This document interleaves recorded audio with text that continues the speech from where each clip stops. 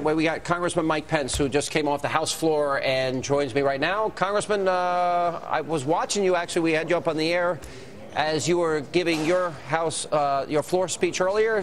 What's the latest from your vantage point? I understand the voting is about to begin.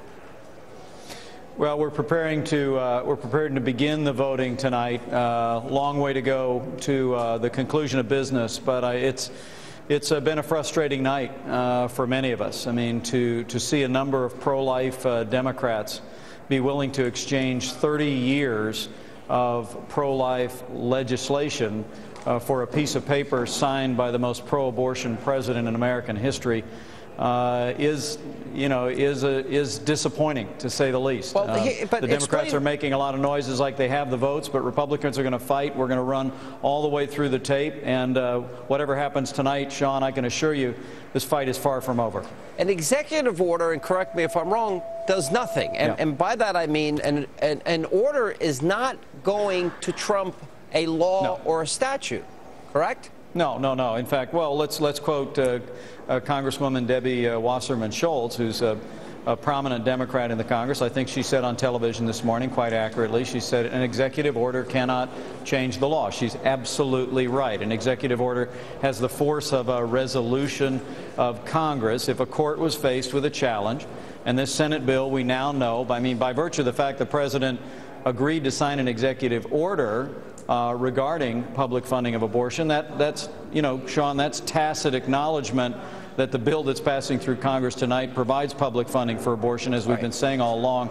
But if there was a single court challenge and a judge was faced with statutory law versus a piece of paper signed by the President of the United States, there's just no contest there. The law will control. All right, we have our Great American panel here, Congressman, and Rich Lowry was just making an interesting point. There's been a lot of hope of conservatives, as this has been unfolding throughout the day, that when this got to the Senate, that what Max Baucus had even said last week, which was, hey, wait a minute, a lot of this is not going to be able to be passed through reconciliation. This is going to be sent back to the House.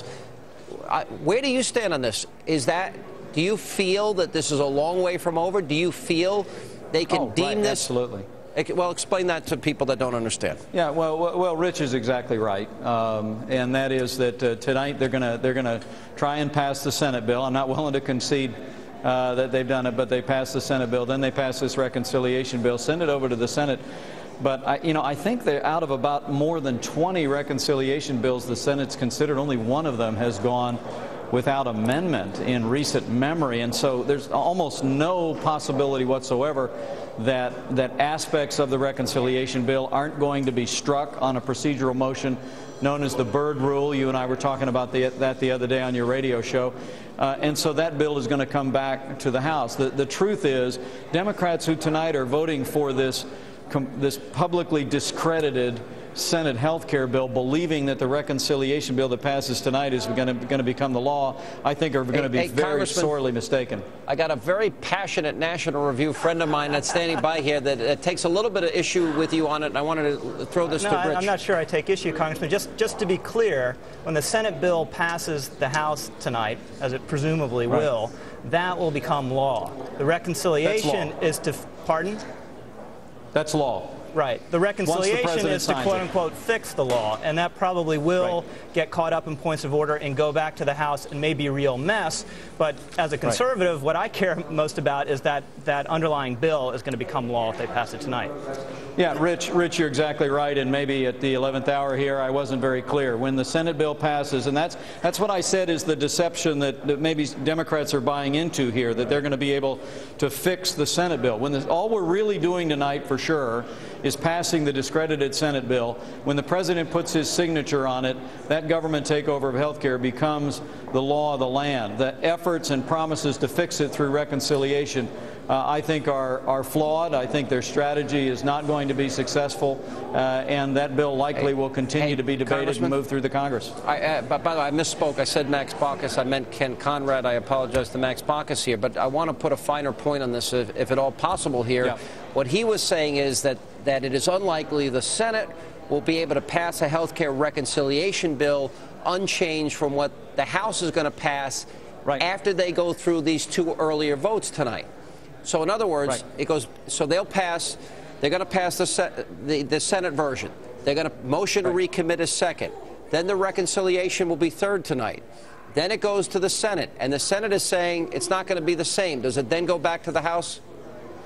The reconciliation would have to go to the House, but make sure you and your viewers understand the point that Rich just successfully amplified, and that is this Senate bill goes to the president and it becomes law. All of this ping-pong about a reconciliation bill, it's really just political cover. It's like the executive order the president is signing about public funding of abortion. That's just political cover. The reconciliation bill is political cover. All that's really happening tonight is that the Democrats in the House are very likely poised to send to the president that discredited Senate bill with the Cornhusker kickback, with the massive government expansions, with the massive job-killing tax increases, and public funding for abortion. All right, Congressman, thanks for being with us. Appreciate it, and we'll be watching very closely throughout the evening here.